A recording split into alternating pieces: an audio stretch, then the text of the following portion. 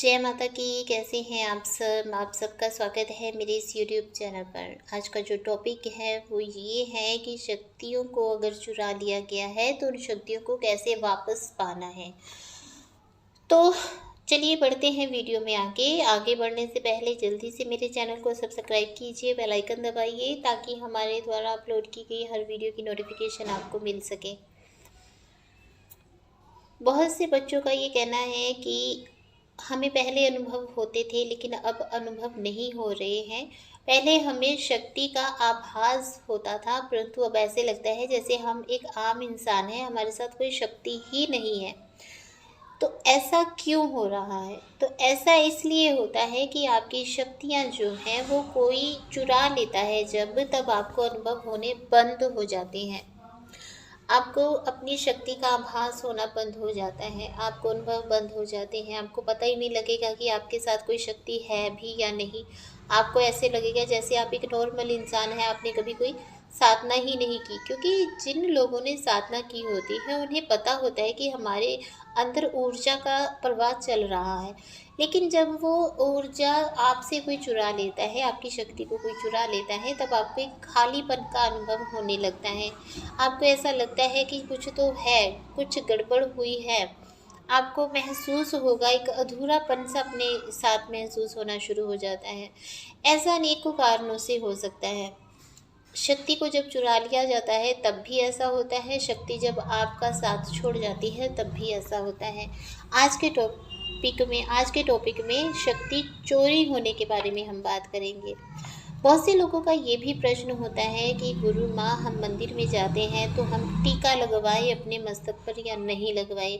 कुछ लोगों का ये प्रश्न होता है कि हम किसी के पाँव छूने हों तो हमें छूने चाहिए कि नहीं छूने चाहिए। तो देखिए, जब आप मंदिर में जाते हैं और किसी से आप तिलक धारण करवाते हैं, सबसे पहले तो यहाँ पर नोटिस ये कीजिए, क्योंकि हर बात में लॉजिक होना चाहिए। जब एक साधारण शिष्य जो होता है अपने गुरु की शरण में जाता है तो अपने गुरु से शक्तिपात करवाता है। तो शक्तिपात कैसे किया जाता है? आज्ञा चक्र पर या सहस्त्राण चक्र पर हाथ रखकर शक्तिपात किया जाता है। गुरु अपने अंदर की शक्तियों के कुछ अंश को आपके अंदर ट्रांसफ़र करते हैं तो आपके अंदर शक्ति का प्रवाह होना आरंभ हो जाता है। इसको शक्तिपात कहा जाता है। उसी प्रकार से जिस प्रकार से शक्तिपात करने के लिए आज्ञा चक्र पर या सहस्त्राण चक्र पर हाथ रखा जाता है, उसी प्रकार से शक्तियों को चुराने के लिए भी आज्ञा चक्र पर या सहस्त्राण चक्र पर हाथ रखा जाता है।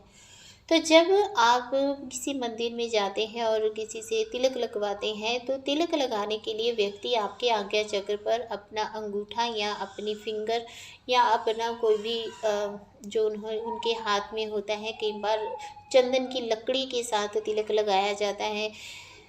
तो वो जो भी वस्तु आपके मस्तक पर लगाते हैं, आज्ञा चक्र पर लगाते हैं, तो उसके द्वारा वो आपकी शक्ति को छीन लेते हैं, अपने अंदर ग्रहण कर लेते हैं।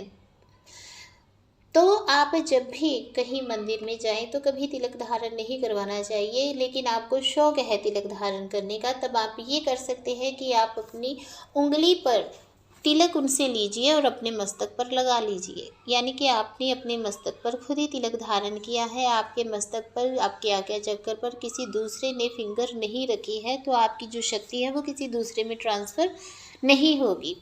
दूसरा है, जब आप किसी के पाँव छूते हैं, जैसे आप मंदिर में जाते हो, पंडित जी के पाँव छूते हो, आपको पता ही नहीं है भी वो पंडित हैं या वो तांत्रिक हैं, तो जब आप उसके पाँव छूते हो तो वो आपके सर पर हाथ रखता है। सर पर हाथ रखने से भी शक्तियों को चुरा लिया जाता है। जब आप किसी के पाँव छूते हो और वो व्यक्ति जानता है कि आपके अंदर शक्तियाँ हैं, क्योंकि उसने तंत्र क्रियाएं सीखी हुई हैं, वो तांत्रिक है या वो ओझा है, उसको पता है कि आपके साथ कोई शक्ति है, तो वो आपके सर पर जब हाथ रखता है वो उसी समय आपकी शक्तियों को अपने अंदर खींच लेता है, जिससे कि आपको एक अधूरापन, खालीपन महसूस होना शुरू हो जाता है।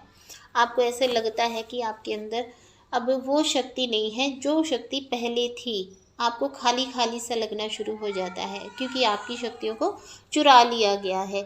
तो इसलिए जब भी आप किसी के पाँव छुएं मैं तो हमेशा यही कहती हूँ कि अपने माता पिता, अपने पति या अपने सास ससुर के अलावा कभी किसी दूसरे के पाँव छूने ही नहीं चाहिए। बहुत अच्छा सा एक संस्कार है। राधे राधे कीजिए, जय माता की कहिए हाथ जोड़कर, इतना काफ़ी होता है। ओम नमः शिवाय भी कह सकते हैं, जय शंकर भी कह सकते हैं, जय श्री कृष्णा भी कह सकते हैं हाथ जोड़कर। लेकिन पाँव सिर्फ अपने गुरु के छूइए, अपने माता पिता के छूइए। इसके अलावा किसी दूसरे के पाँव नहीं छूने चाहिए, क्योंकि कब शक्ति को छीन लिया जाए और कब आपके साथ ये घटना घटित हो जाए आपको पता भी नहीं चलेगा।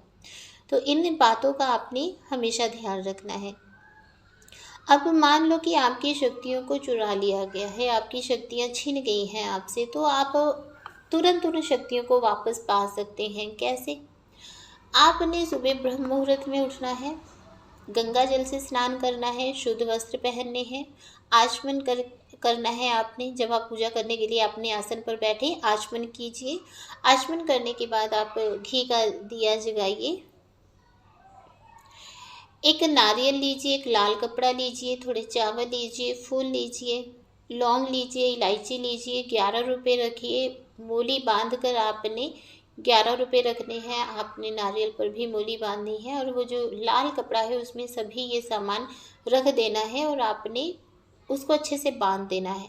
बांधने के बाद जो भी आपके इष्ट हैं उनसे आपने प्रार्थना करनी है। अपने हाथ में वो सामग्री लेकर प्रार्थना करनी है। अपना नाम, अपने पिता का नाम, अपना गोत्र, अपने घर का पूरा एड्रेस बोलकर आपने ये अरदास लगानी है कि जो भी आपकी शक्ति छिन गई है, जिसने भी आपकी वो शक्ति को छीना है, आपकी वो सारी शक्तियाँ आपको पुनः प्राप्त हो जाएं।